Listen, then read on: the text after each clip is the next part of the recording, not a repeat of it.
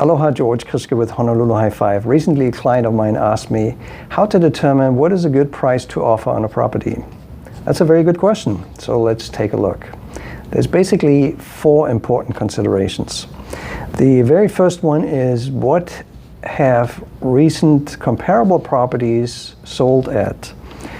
And let's say there have been 4 or 5 sales and comparable to the subject property, and they all sold between $600,000 and $615,000. Well, that is public knowledge. We can take a look at that, and for sure the seller must have looked at that as well, and may have used that information as well on determining what he might be willing to accept for the property.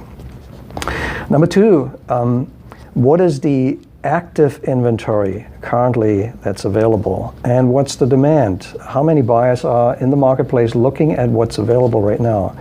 What has sold already? And the seller may say, well, let's say the active inventory is limited to just two properties, and they are no longer priced between $600 and $615, but they're now priced between $625 and $630,000, something like this. That's public knowledge as well, and the seller will look at that, and the seller may say, you know what, if you wanted to pay $600,000, you should have bought what sold recently, what sold in the past. I'm not willing to sell for less than $620,000 or $600 whatever. So that comes into play as well. So it's the active inventory currently available and how many buyers are looking at that current inventory available. Number 3, very important, and this is not public knowledge. What is the true seller's motivation?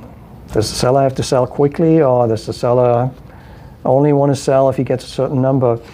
And the only way to find that out is by asking the right questions. We might ask the listing agent, how many offers has the seller received, or how good were the offers that the seller received? And the listing agent might say, well, we had 2-3 offers. They were all lowball offers, and the seller wasn't going to accept any of them. That's good information. Now, a good follow-up question might be, what was the highest lowball offer that the seller was not willing to accept? That's a good follow-up question. And you'll be amazed what you can find out when you ask the right questions.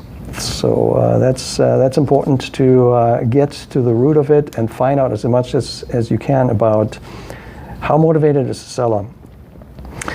Number 4, and the final consideration, is the buyer's motivation. How bad do you want the property? If you really want the property bad, you may have to offer strong. If you just want to test the seller, you may go in lower. And we have a separate video about that. It's called Offer Strategies.